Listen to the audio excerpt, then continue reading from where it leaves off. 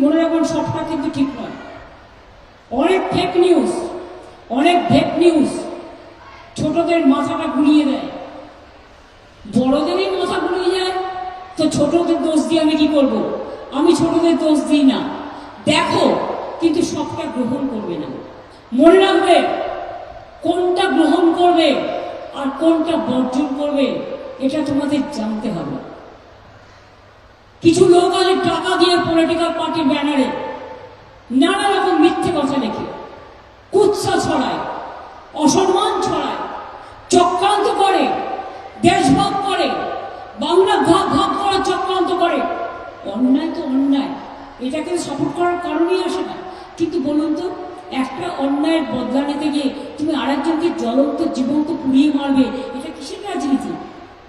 এটা কিসের রাজনীতি? আমি এই রাজনীতি বিশ্বাস করি না।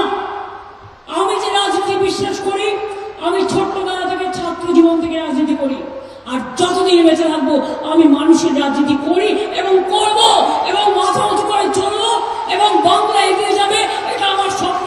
আমি অন্য কিছু চাই না। আমি সরকার থেকে এক পয়সা মাইনেও নিই না।